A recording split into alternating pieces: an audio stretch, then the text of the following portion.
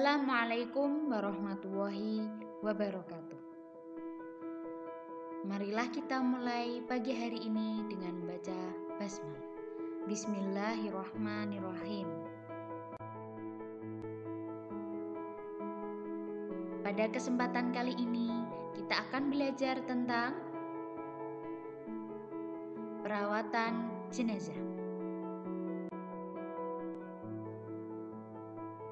Merawat jenazah. Nah, yang pertama yang harus kita lakukan ketika merawat jenazah adalah memandikan. Kemudian mengkafani, dilanjutkan dengan mensolati, kemudian menguburkan. Namun sebelum hal ini kita lakukan, sebelum hal ini umat muslim lakukan, kita harus mentalkin dulu ketika kita menemui seseorang yang sakaratul maut. Kita membimbingnya untuk membaca La ilaha illallah.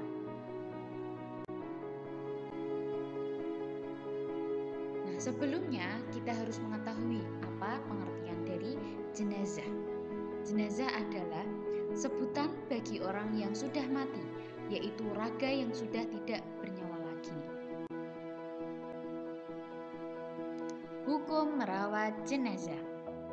Hukum merawat jenazah adalah fardu kifayah. Apa ya makna dari fardu kifayah itu? Hukum fardu kifayah adalah diwajibkan untuk sebagian muslim saja. Namun, jika tidak ada yang melaksanakannya, semua akan mendapatkan dosa. Jadi, ketika satu kelompok menemukan jenazah, namun tidak ada satupun yang merawatnya, maka semua orang yang berada di situ akan mendapatkan dosa. Mentalkin muslim yang akan meninggal dunia. Yang pertama, bisikkan kalimat La ilaha illallah, tiada Tuhan selain Allah. Kemudian, setelah berhasil mengucapkan kalimat tahlil, jangan diajak berbicara dulu, jangan diajak berbicara apapun. Kemudian, jika dia meminta sesuatu, kabulkanlah jika memungkinkan. Namun jika sesuatu itu tidak memungkinkan, maka jangan dikabulkan. Dan hal yang diminta itu adalah sesuatu yang tidak terlarang. Kemudian, apabila memungkinkan mengucapkan kalimat tahlil, kembali apabila tidak, dapat dibisikkan dengan kalimat tahlil saja. Hal-hal yang diperhatikan saat kematian. Yang pertama adalah memejamkan matanya seraya mengucapkan kalimat istirji. Inna lillahi wa inna ilaihi raji'un. Kemudian yang kedua, menyedekapkan kedua tangannya di dada dan kakinya, diluruskan apabila sulit bisa diikat menggunakan tali.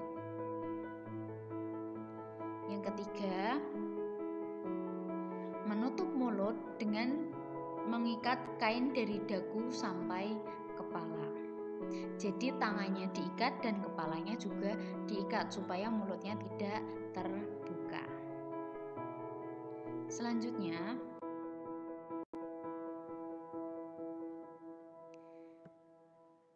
melepas semua pakaian dan penutupnya. Jadi melepasnya, jika tidak memungkinkan ya digunting saja. Kemudian menyegerakan pengurusan jenazah. Jadi jangan ditunda-tunda. Pengurusan jenazah tidak boleh ditunda-tunda. Kemudian mengumumkan kepada karib kerabat, teman-temannya, saudara-saudara, tetangga semuanya yang mengenal jenazah. Kemudian melunasi hutang dan wasiat bila memiliki. Jadi wasiatnya dilaksanakan, kemudian hutang-hutangnya dilunasi. Memandikan jenazah. Peralatan yang diperlukan: air bersih dan suci, air yang dicampur dengan kapur, barus atau wangi-wangian. Kemudian memandikan di tempat yang tertutup. Jadi samping-sampingnya itu diberi kain atau di suatu tempat yang tidak bisa dilihat oleh orang lain. yang hanya dilihat oleh orang yang memandikan saja. Orang yang memandikan hendaknya dari keluarga jenazah, ya, dari keluarganya, entah anaknya, seumpamanya laki-laki ya istrinya, seumpamanya perempuan ya suaminya, kemudian anak-anaknya, saudara-saudaranya, seperti itu. Nah, jika jenazahnya laki-laki, lebih baik yang memandikan adalah laki-laki. Jika jenazahnya perempuan, yang memandikan perempuan. Ada beberapa ketentuan dalam memandikan jenazah. Yang pertama, niat dengan ikhlas. Yang kedua, menutup jenazah dengan kain. Yang ketiga, membersihkan kotorannya. Kemudian, memandikan jenazah dimulai dari anggota wudhu, ya, dari anggota wudhu, dari mulutnya, kemudian tangannya, telinganya, rambutnya, seperti itu.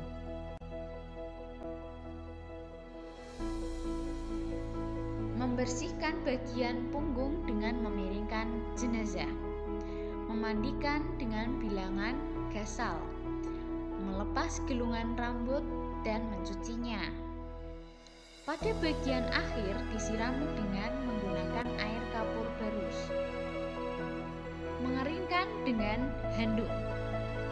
Menjalin rambut 3 pintal, dikepang ya. Kemudian merahasiakan aib yang ada di tubuhnya.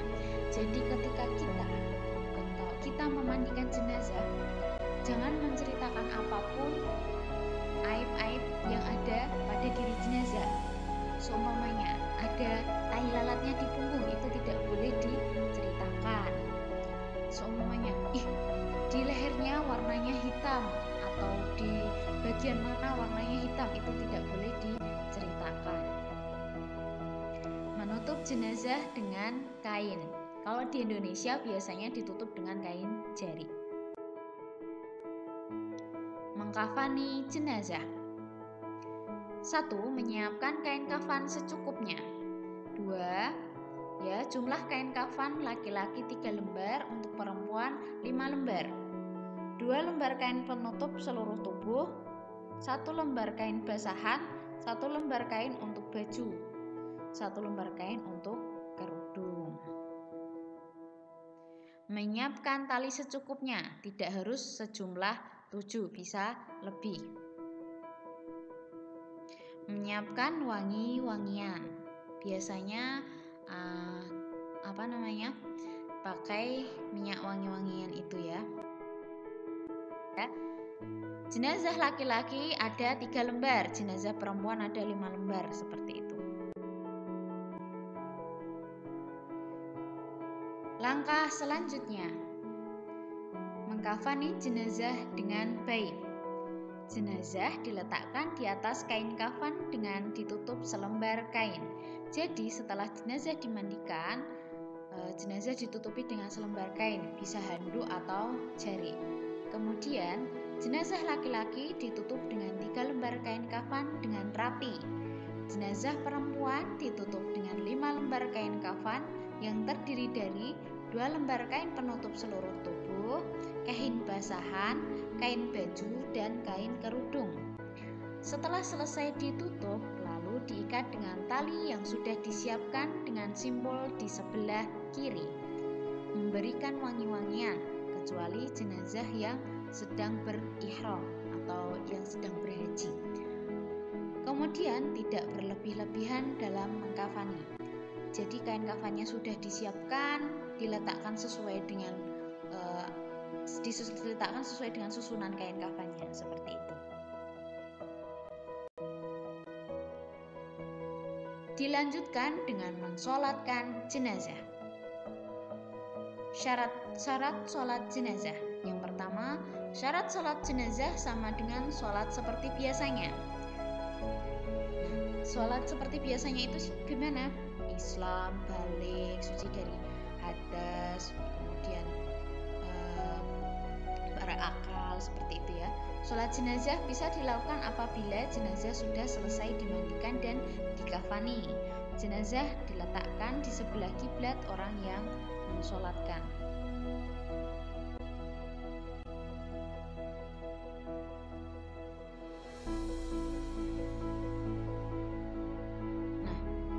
mensolatkan jenazah? Urutannya ya. Yang pertama, niat dengan ikhlas karena Allah. Apabila dilaksanakan secara berjamaah, diutamakan dengan 3 shaf atau lebih. Imam berdiri pada arah kepala jenazah bila jenazah laki-laki dan pada arah tengah jika jenazah perempuan. Bertakbir sebanyak 4 kali takbir dengan mengangkat kedua tangan pada setiap kali takbir. Kemudian takbir pertama dilanjutkan membaca surat Al-Fatihah dan sholawat Nabi. Nah, di sini jadi antara jenazah dan jenazah laki-laki dan jenazah perempuan itu berbeda. Letak imamnya berdiri ya. Kemudian di dalam sholat jenazah itu tidak ada sujud ataupun rukuk, jadi hanya berdiri saja.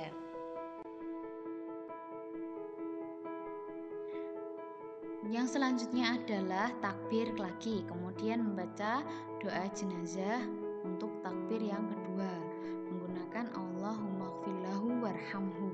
Kemudian ini nanti untuk yang jenazah laki-laki, untuk jenazah perempuan nanti berbeda, menjadi hu-nya diganti menjadi ha, Allahumma gfirlaha warhamha, seperti itu.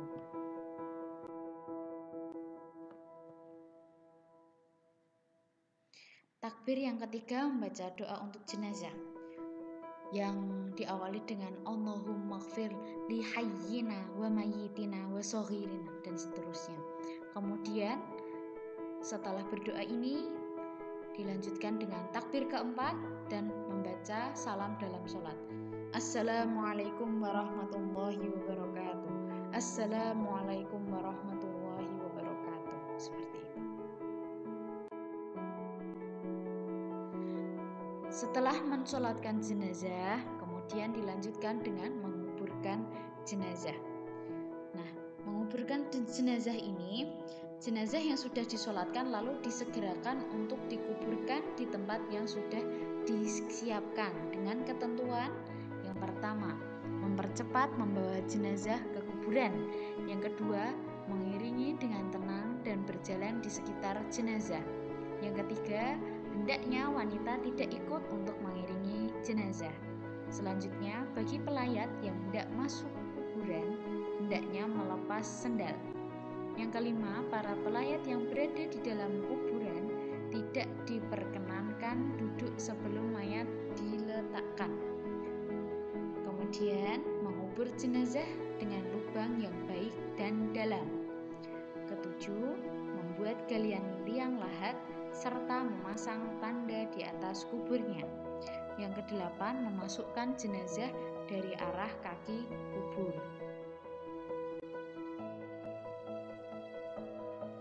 Nah, selanjutnya saat meletakkan jenazah dalam kubur membaca Bismillahirrahmanirrahim wa ala millati Rasulillah. Kemudian menutup bagian atas kubur jenazah saat dikubur dengan kain. Kemudian orang yang menurunkan jenazah di dalam kubur hendaknya orang yang tidak bersetubuh pada tadi malamnya. Yang ke-12, meletakkan jenazah dengan menghadap ke arah kiblat. Ke-13, meninggikan kuburan sejengkal. 14, diperbolehkan membuat tanda di atas kubur seperti dengan batu atau lainnya di arah kepalanya. 15, menaburkan tanah dari arah kepala sebanyak 3 kali.